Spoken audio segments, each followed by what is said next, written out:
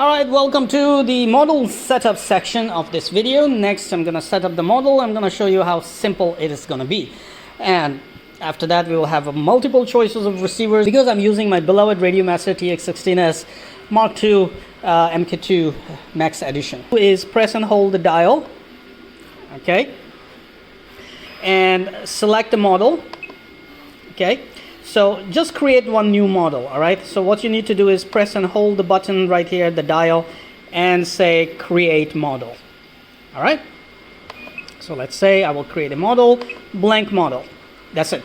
Now, first thing first, I'm gonna set up my widgets, all right? So I'm just gonna go here, and here normally I will have my timers, okay? Here I will have my model name. I don't put pictures anymore, people, because this makes the radio go slow if you have too many models. So I never put the pictures nowadays.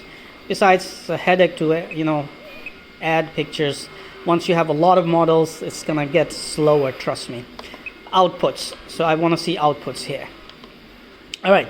Next, I'm gonna click on model. I'll give a model name, and it is a dual copter. So I'm just gonna write DC. All right, Talon 1 DC. Enter. That's my name.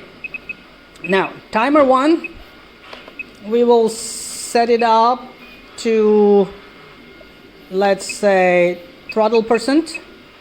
I like to do this because as soon as you have your throttle going up, it will start, and we will have this, going for, let's say, for now, just 4 minutes. I'm gonna use very small batteries, okay? Countdown, we can say beeps, voice, so it will annoy you a lot, okay? So we'll keep it right there. Done. Okay, let's test it. Up. Oh, it's done. It's running good. And throttle down, it's working. So later I will set up one, timer reset switch. Now, internal RF to multi, okay, and FR Sky. Let's try FR Sky first, all right? And D8 or D16, we'll find out very quick, okay, when we start binding. So next, we're gonna go to inputs, AETR, we'll keep them there. Next, we're gonna go mixes, AETR, we'll keep it there because we're not going to use flight mode. So if you want to use flight mode, channel 5, you can switch. You can choose a switch of your choice, channel 5. We're not going to use it, so we'll keep it to 4. Reversing, we will find out very soon if we need to reverse something. Okay. So I think channel 2 and channel 4 we need to reverse. We'll find out very soon. And a special function, what I want to do is I want to choose a switch, which is this, okay, SF switch, and down is arm, up is disarm. This is what I want my motor to disarm. So I'm gonna go override channel 3 and value to -100.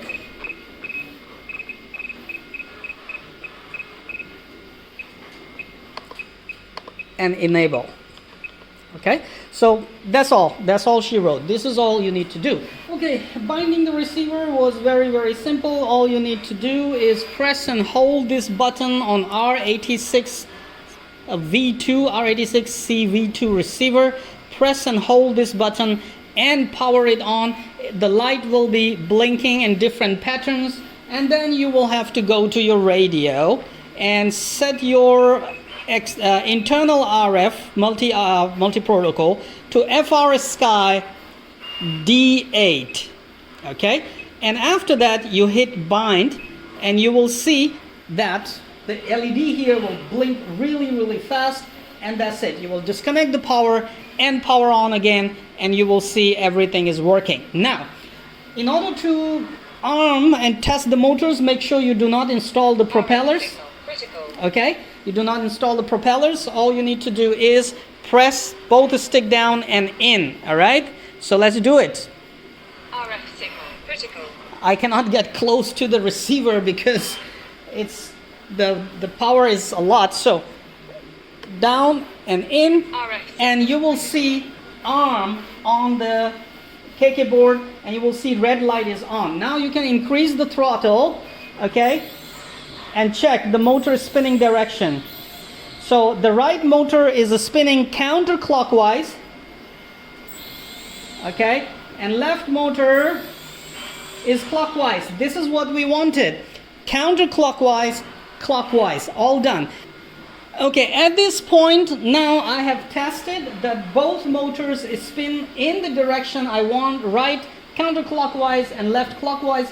What I can do is I can make sure all these connectors are secured and install the arms. So just push them in, install 2 screws here, push the left arm in, install 2 screws there, M3 with M3 nut, and obviously I will use my long screw and install the motor tilt as well. And after that I will install the connecting rod and make sure the motor stays level by powering on everything, going to the mixer editor, going to the channel 3 and channel 4 and setting the offsets for the servos until motors are leveled. So let's do that step by step now.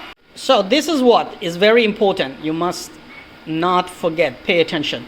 Your motor should be leveled to your with your servo. So if it is tilted a bit like this, or it is tilted a bit like this, no, you cannot do that. You have to make sure your motor is basically leveled to the ground, okay?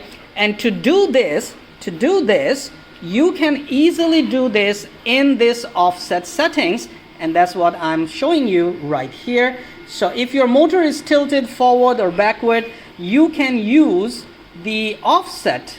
You can come down here, all right? You can come down here and you can change the offset to, let's say, 53, 54, whatever value it is. And once you do this offset, you click on this button and you go out. As soon as you go out to this level, you will hear your servo will buzz and your motor will level out either right or left. Keep doing the offset positive or negative until you have your motor leveled. And you need to do this for both of the arms. So channel 3 and channel 4, you have to set the offset to make sure the motors are perfectly level to the ground with the servos. And that's where, so if the motors are not leveled, if one motor is forward, one backward, you know, your tilt rotor aircraft, Bi Copter, will keep rotating in one direction. If your motors are tilted forward, after takeoff, your aircraft will always go forward. If they are tilted backward, after takeoff, your aircraft will always go backward. So making sure the motors are perfectly leveled means when you increase the throttle, your aircraft will get up straight in the air and it will not drift forward, backward, or not yaw unwanted. So do remember this thing. You must use offset to level your motors out.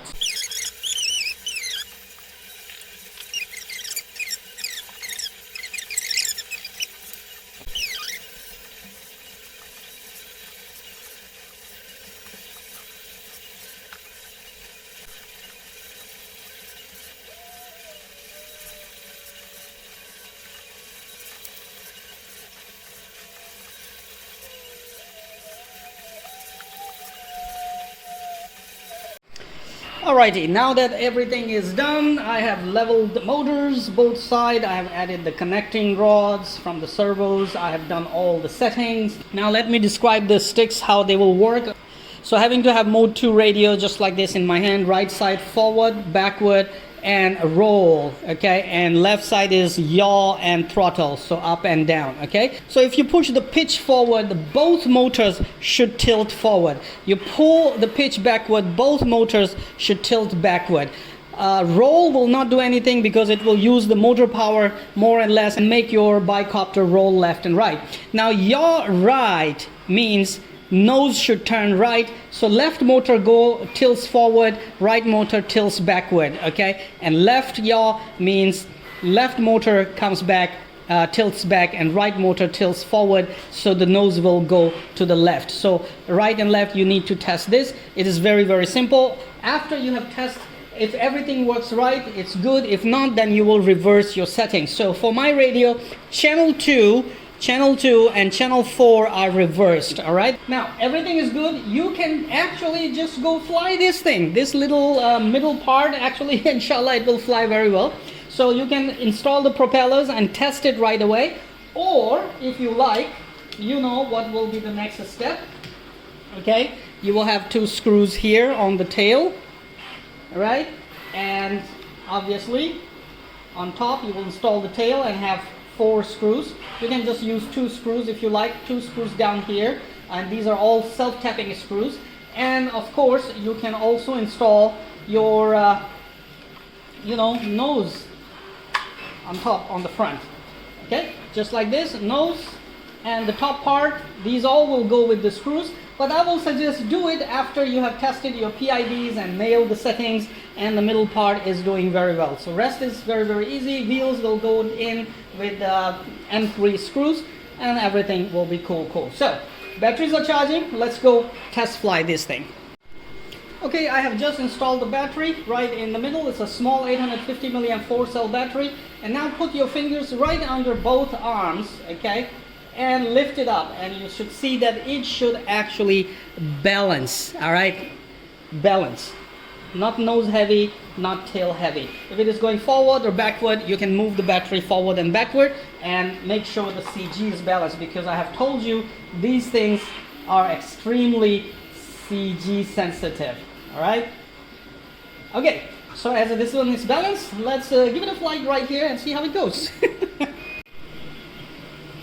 Okay, test flight. Bismillahirrahmanirrahim. Arm. And here we go.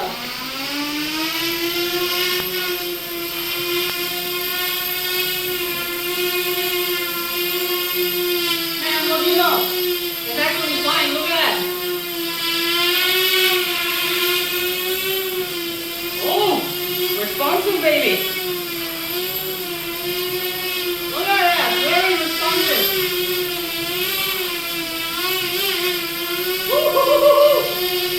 Moving! Yay! Sweet!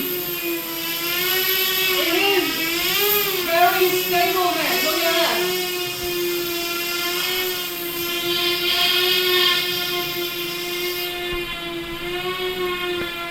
Your response is a little slow, but I can add more.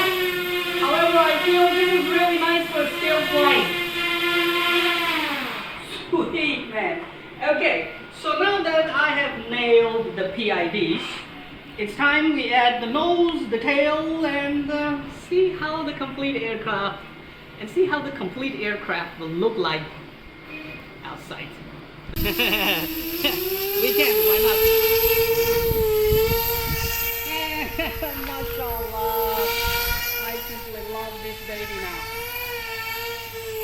So, the more you tune the PIDs, the better it flies.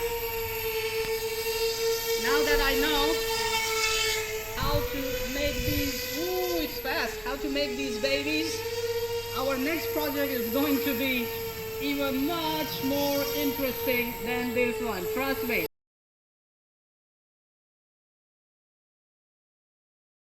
Crash, rebuild, bounce back, that's what I do. Crash,